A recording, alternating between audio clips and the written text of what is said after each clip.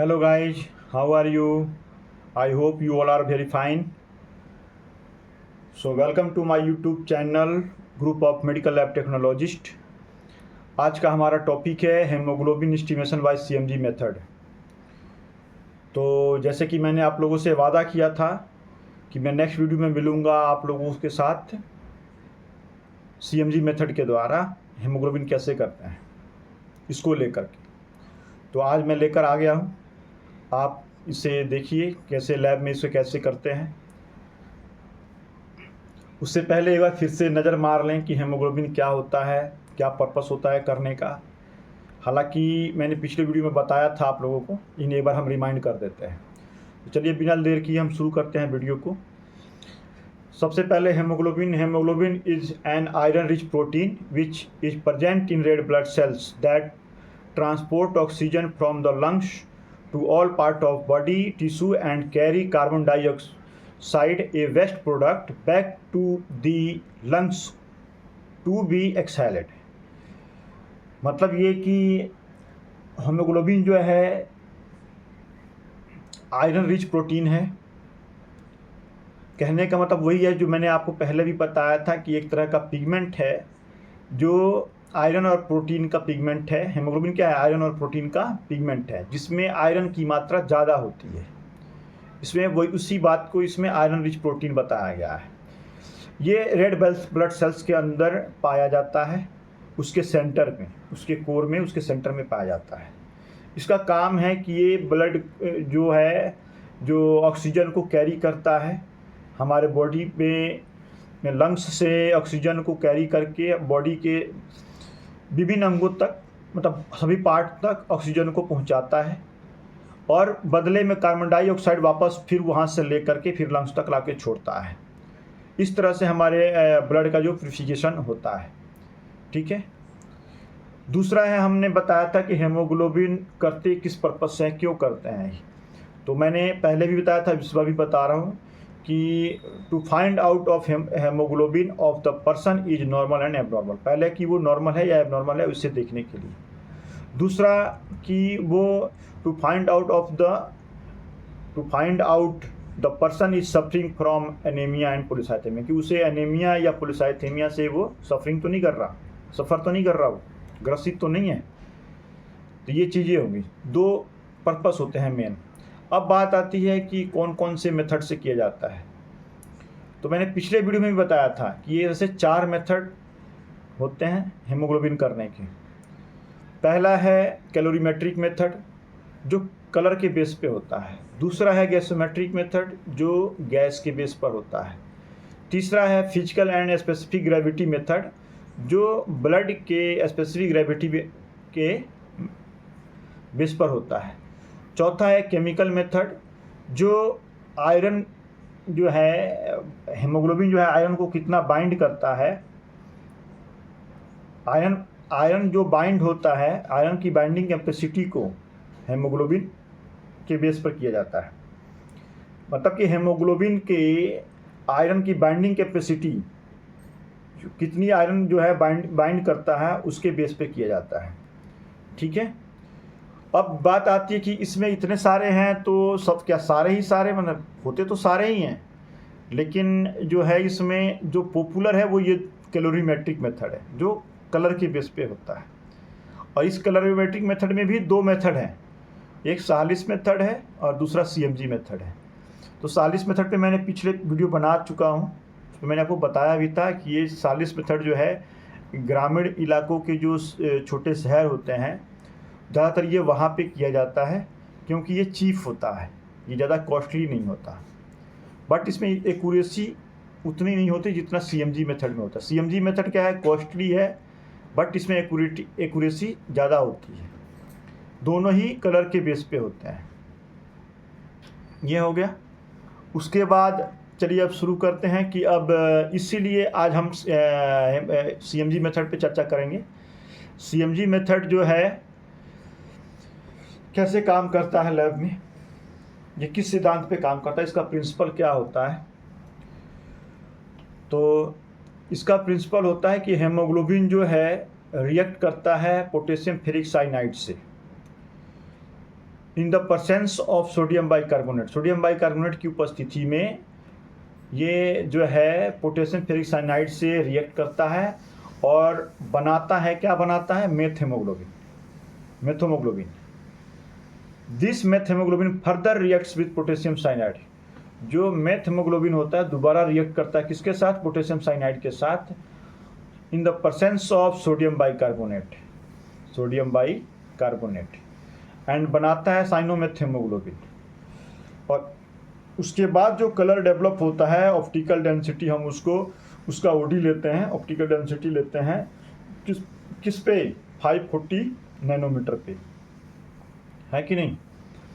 इसलिए the intensity of colour development is directly proportional to the concentration of haemoglobin present in the sample. इस तरह से हमारा जो है ये हो जाता है। ये समझ में आई बात कि कैसे काम करता है ये हेमोग्लोबिन। पहले क्या किया उसने, फेरिक साइनाइड के साथ रिएक्शन किया सोडियम बाइकार्बोनेट की उपस्थिति में, और उसने बनाया मेथ हेमोग्लोबिन। मेथ हेमोग्लोबिन दोबारा जो है वो पोटेशियम साइनाइड से रिएक्ट करके सोडियम बाइकार्बोनेट की उपस्थिति में उसने क्या बनाया, साइनोमेथ हेमोग्लोबिन। अब वो कलर जो होता है, उसका जो कलर डेवलप होता है, जो बनने के बाद जो बनता है साइनोमेथ हेमोग्लोबिन, तो जो कलर बनता है उसका, वो कलर फिर मतलब चेंज नहीं होता, और उस कलर को ही उसी कलर को हम मेजर करते हैं, उसका ऑप्टिकल डेंसिटी हम लेते हैं 540 नैनोमीटर पे कैलोरीमीटर में, ठीक है। अब बात आती है कि इसके लिए हमें किन किन चीज़ों की रिक्वायरमेंट होती है, क्या क्या चीज़ की रिक्वायरमेंट होती है। तो सबसे पहले हमें ड्रैपकिन सॉल्यूशन।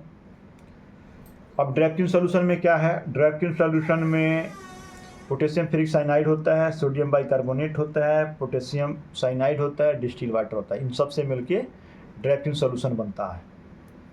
दूसरा है हमारा पिपेट, तीसरा है हमारा टेस्ट ट्यूब, चौथा है हमारा कैलोरीमीटर। इसमें पांचवा मैं लिखना भूल गया हूँ, इसमें एक और चीज़ होती है,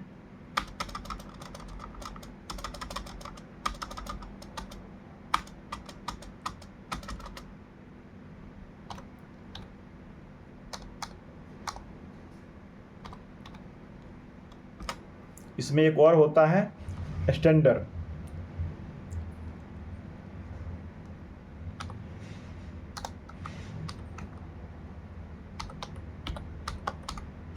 स्टैंडर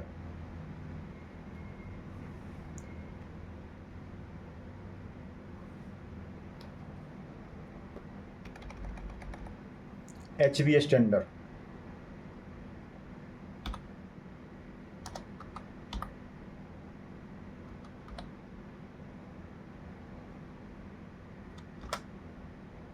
HB स्टैंडर, HB का जो स्टैंडर होता है वो आता है, वो भी रिएजेंट ही होता है। तो एक वो हो गया, ठीक है। तो ये हो गया हमारे 5।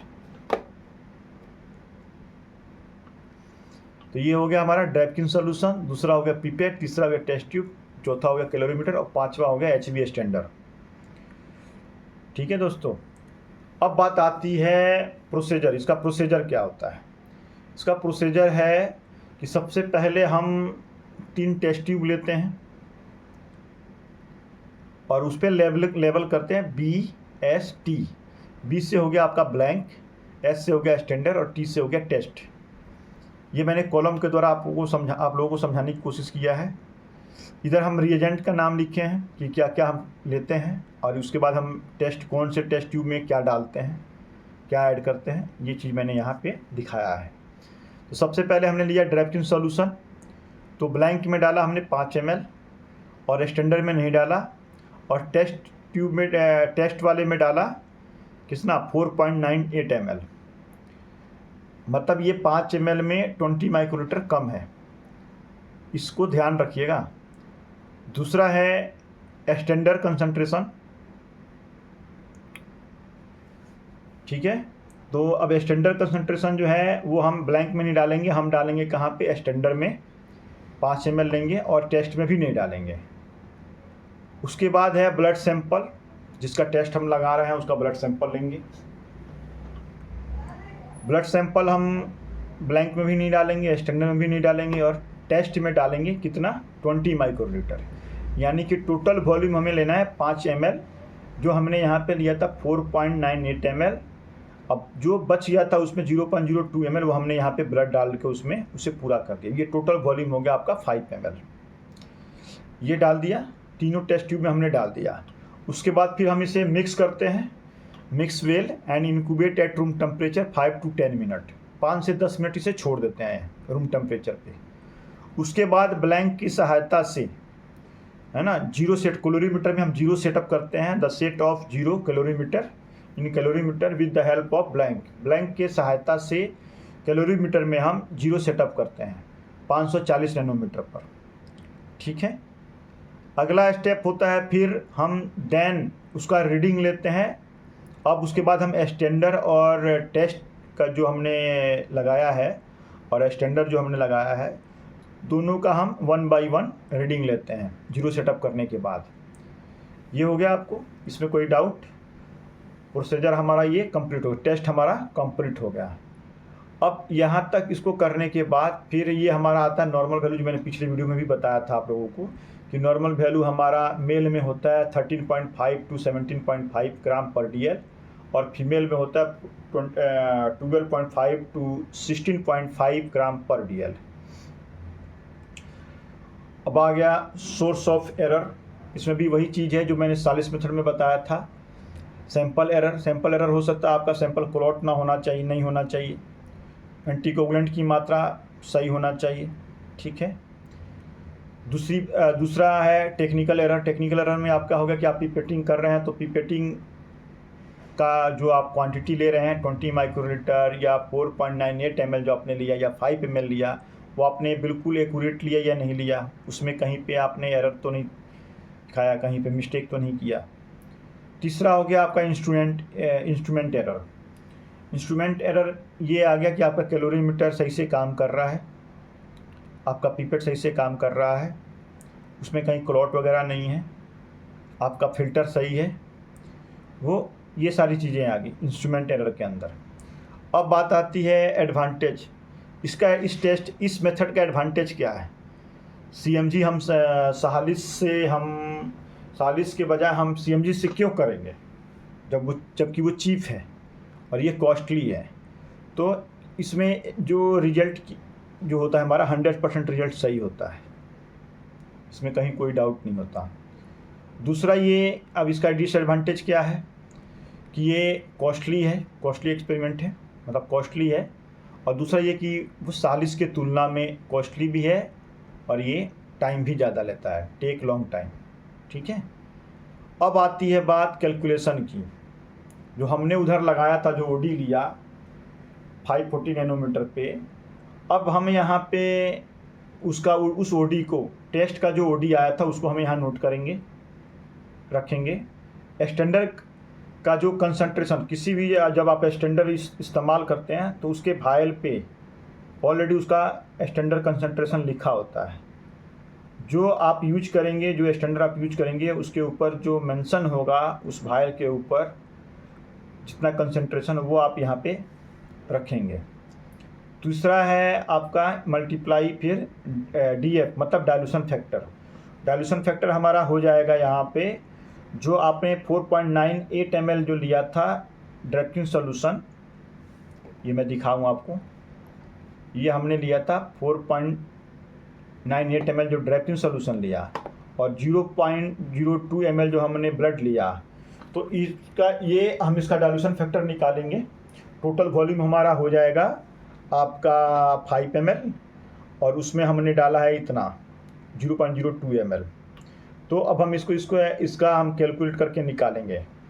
तो कैलकुलेशन पे मैं आपको अलग से एक वीडियो बना दूंगा, या इसमें ही एक अलग से वीडियो बना दूंगा एग्जांपल के साथ, आप समझ जाइएगा, है ना। तो उसको डाइल्यूशन फैक्टर उसका निकाल करके हम यहाँ रखेंगे, और उसके बाद OD ऑफ स्टैंडर्ड डिवाइड करेंगे इसको। ये तो OD ऑफ टेस्ट लिया, multiply standard concentration into multiply dilution factor, इनको मल्टीप्लाई करके और इसको एक्सटेंडर से डिवाइड कर दिया। जो एक्सटेंडर का ओडी आया था हमारा ऑप्टिकल डेंसिटी, उसको हमने उससे क्या ऑप्टिकल एक्सटेंडर की ऑप्टिकल डेंसिटी से हमने सबको डिवाइड कर दिया। उसके बाद जो रिजल्ट आएगा हमारा वही होगा हमारा हेमोग्लोबिन का रिजल्ट ग्राम पर DL में। ठीक है, तो आई होप ये वीडियो आप लोगों को पसंद आई होगी। अगर इसमें कहीं आपको कमी लगे तो प्लीज़ कमेंट करके ज़रूर बताइएगा हमें। और मैं चाहूँगा कि आप लोग मुझे एक तरह से गाइड भी कीजिएगा कि आपको और कौन से वीडियो किस पे, क्योंकि बहुत लोगों को तो ये सोचते होंगे कि ये सब मैनुअल क्यों बता रहे हैं, क्यों वीडियो बना रहे हैं इस पे, कि आप तो ये CBC में सब आ जाते हैं, सेल काउंटर में सब एक ही बार में हो जाता है, इसकी ज़रूरत ही नहीं है। तो CBC भी आपका इसी पे काम करता है। जब भी कहीं आप इंटरव्यू देने जाइएगा जॉब के लिए, तो आपसे वो ये नहीं पूछेगा कि आप कैसे कौन सा मशीन कौन सा चलाते, पूछता है, लेकिन वो आपका बेसिक नॉलेज ही जानना चाहेगा कि वो किस प्रिंसिपल पे काम करता है। वो किस प्रिंसिपल पे काम करता है, उसमें कौन से रिएजेंट होते हैं, उस रिएजेंट का वर्क क्या होता है, किस रिएजेंट से रिएक्ट करके क्या बनाता है। बेसिक यही होता है। अगर आपका बेसिक मजबूत है तो फिर समझिए कि फिर फुल्ली कंप्यूटराइज में कोई दिक्कत नहीं है, एनालाइजर में कोई दिक्कत नहीं है, फिर आपको कोई प्रॉब्लम फेस नहीं करना पड़ेगा। इसलिए अपने बेस को मजबूत कीजिए। और अगर आपको लगे कि हाँ आप अपना भी सुझाव हमें दीजिए, अपना एडवाइस दीजिए। अगर आपको लगे कि कोई वीडियो हमें इस टॉपिक पे बनाना चाहिए, इस टेस्ट पे मैनुअल वीडियो बनाना चाहिए, तो प्लीज़ हमें कमेंट करके ज़रूर बताइएगा। तो आई होप कि आपको ये वीडियो पसंद आई होगी। थैंक यू जो आपने इस वीडियो को देखा। हम आपसे फिर मिलेंगे नेक्स्ट वीडियो में, और आपके डिमांड के हिसाब से देखेंगे। आपको जो वीडियो आप हमें कमेंट करेंगे, हम उस पर वीडियो लेकर आएंगे। अदरवाइज़ जो हमें लगेगा फिर हम उस पर वीडियो लेकर आएंगे। तो चलते हैं, फिर मिलते हैं आपसे नेक्स्ट वीडियो में। तब तक आप अपना ख्याल रखिए, खुश रहिए। Good bye.